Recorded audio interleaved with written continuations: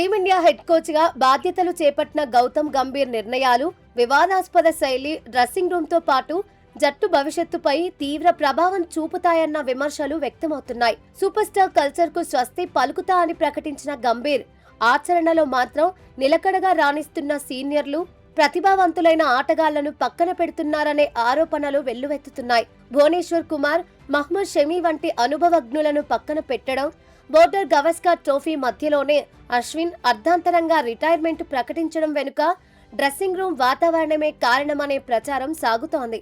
Captain Rohit శర్మను బెంచకే పరిమితం చేయడంతో అతడు రెడ్ బాల్ క్రికెట్ పై గుడ్ బై చెప్పగా, ఫిట్నెస్ గా ఉన్న విరాట్ కోహ్లీ, రవీంద్ర జడేజాలు కూడా సుదీర్ఘ ఫార్మాట్ కు దూరమయ్యే పరిస్థితి ఏర్పడింది.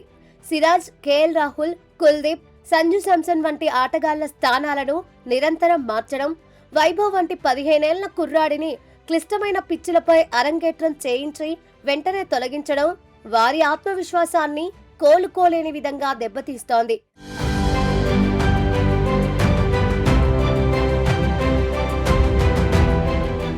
అటు సరైన ఆల్రౌండర్ల ఎంపిక లేకపోవడం, ఆటగాళ్ల వర్క్లోడ్ మేనేజ్మెంట్ లో స్పష్టత కొరవడటం కూడా భారత జట్టు ప్రదర్శనను తీవ్రంగా దెబ్బతీస్తోంది.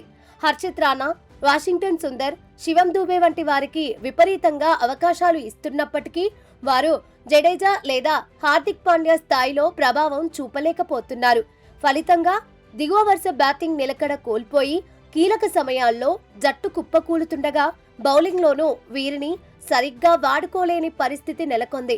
రాహుల్ ద్రవిడ్ హయాంలో వర్క్లోడ్ మేనేజ్మెంట్ సక్రమంగా సాగినప్పటికీ గంభీర్ మార్గదర్శకత్వంలో ఆటగాళ్లపై తీవ్రమైన ఒత్తిడి పెరుగుతోంది. గాయం నుంచి కోలుకొని వచ్చిన బూమ్రాతో టెస్టుల్లో ఏకంగా 50 ఓవర్లు వేయించడం వల్ల అతడి ఫిట్నెస్ మళ్లీ ముప్పులో పడగా, పరిమిత ఓవర్లలో మాత్రమే ఆడుతున్న హార్దిక్ పాండ్యాను సరిగ్గా వినియోగించుకోవడం లేదు.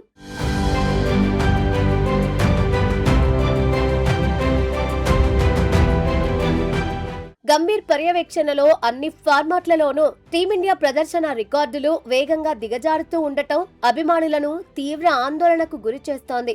ప్రపంచ టెస్ట్ ఛాంపియన్షిప్ లో గతంలో 2 సార్లు ఫైనల్ చేరిన భారత్ గంభీర్ కోచింగ్ లో 18 టెస్టుల్లో కేవలం 6 విజయాలు సాధించింది.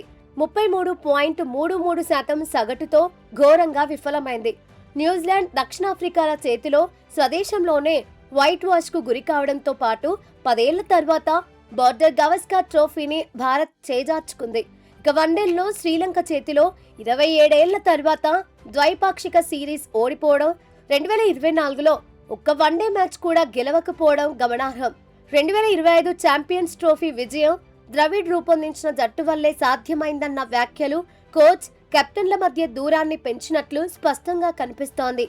టీ20లో ఆసియా కప్ నెగ్గినప్పటికీ ఇటీవలే ఐర్లాండ్, ఇంగ్లాండ్ల చేతిలో ఘోర ఓటములతో టీమిండియా దాదాపు 1600 రోజుల పాటు కైవసం చేసుకున్న నంబర్ 1 ర్యాంకును కోల్పోయింది. మరి ఇప్పటికైనా గంభీర్ తనని పరిశీలించుకుంటాడో లేదో వేచి చూడాలి.